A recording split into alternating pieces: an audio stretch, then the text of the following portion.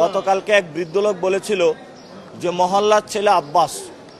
মহল্লার ছেলে আব্বাস হলো, মহল্লাতে কি ছেলে একটাই আব্বাস আর কেউ নাই? এজন্য আমরা বলবো যে মহল্লার আরো অনেক ভালো ছেলে আছে, আগামীতে ধানের শীষটা তাদের দিবেন, এইসব সন্ত্রাসীদেরকে আপনারা আর দিবেন না। আর আমি বলবো আমাকে শান্তিতে কাজ করতে দিন। আমি তারেক রহমানের কাছে অনুরোধ জানাবো, এমনি অনেক সন্ত্রাসী গডফাদার নিয়ে পকেটে নিয়ে হাঁটতেছেন, বিভিন্ন জায়গায় পরিচয় করিয়ে দিচ্ছেন। আমাকে যদি ঘাটান, আমি আপনার পুরো বাংলাদেশের গডফাদার যারা আছে সন্ত্রাসী চাঁদাবাজ যাদেরকে নমিনেশন দিয়েছেন, আমি সবার আমলনামা ইনশাল্লাহ প্রকাশ করে দিব। অনেকেরই আমলনামা আমাদের কাছে আছে। আমি আর বেশি কথা বলবো না আব্বাস ভাই সম্পর্কে, ওনার প্রচুর আমলনামা আমার কাছে আসতেছে।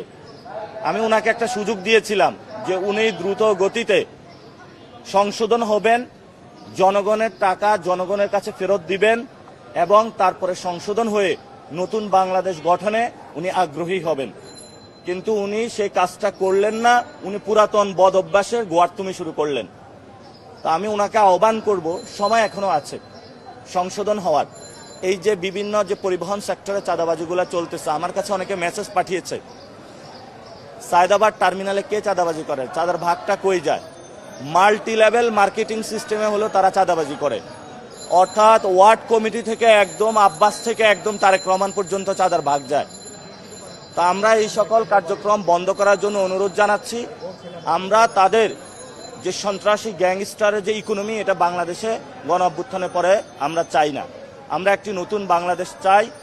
আমরা আগামী 5 দিন হলো ভোটার যোগ করব, অর্থাৎ একদম ক্লোজ টু ভোটারের কাছে যাব এবং ভোটারদেরকে গিয়ে এটা বলবো যে আপনারা নির্ভয়ে ভোট দিতে যাবেন ভোট কেন্দ্রে, কেউ ভয় পাবেন না।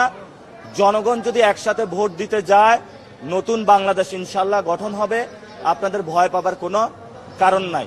গতকাল একজন বলেছিলেন যে বুকের পাঠা থাকলে বাইতুল মোকাররমে সালিশ বসানোর জন্য। আমরা সেই জায়গায় বলতে চাই, আপনারা গতকালকে নিউজ মিডিয়ার মাধ্যমে দেখেছেন যে বাইতুল মোকাররমে ব্যবসায়ীদেরকে আটকিয়ে রাখা হয়েছে। এখন আপনি বলবেন যে সালিশ বসান এবং বিচারটা হলো আমার পক্ষে দিতে হবে, জোর করে আপনি বিচার নিয়ে যাবেন। তা আপনি যে গতকালকে বাইতুল মোকাররমে এইভাবে ব্যবসায়ীদেরকে বন্দি করে রাখলেন, এটা কোন সভ্য সমাজের উদাহরণ? 2 নম্বর বিষয়, গণ অভ্যুত্থানের পরে অনেক মানুষ বাইতুল মোকাররমে যে নিচতলা স্বর্ণের দোকানগুলা স্বর্ণ চুরি করতে এসেছিল।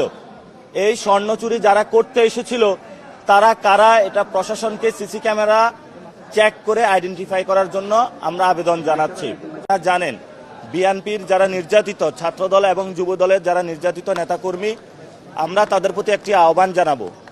আহ্বানটা হলো যে আপনারা যে আব্বাস নৌকা উঠছেন, এই আব্বাস নৌকার তলা ফুটা হয়ে গিয়েছে। এই আব্বাস নৌকা থেকে দ্রুত নামুন, এটা আপনাদেরকে বাঁচাইতে পারবে না। আপনারা যদি তওবা আস্তাগফিরুল্লাহ পড়ে আসেন, ইনশাল্লাহ আমাদের দরজা খোলা আছে। চাঁদাবাজি বন্ধ করে আসলে, সন্ত্রাসী কার্যক্রম বন্ধ করে আসলে ইনশাল্লাহ আমাদের সাথে ঐক্যবদ্ধভাবে কাজ করতে পারবেন। ঢাকা 8-এ আমি সবাইকে নিয়ে কাজ করবো ইনশাল্লাহ।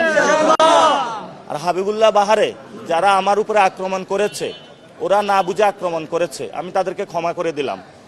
কারণ ঢাকা 8-এ অনেকে না বুঝে আমাকে হ্যারাস করতেছে, আক্রমণ করতেছে। আমি তাদের প্রতি একটা সবিনয় অনুরোধ, আমি তোমাদের ভাই, তোমরা আমার ভাই, অনেকে আমার বাবার বয়সী, তো আমি আপনাদেরকে ক্ষমা করে দিলাম। আমরা একটি সুন্দর সম্প্রীতি সমাজ গড়তে চাই, যে সমাজে আমরা কোনো হানাহানি, অপরকে মারামারি এই কাজটা করব না ইনশাআল্লাহ।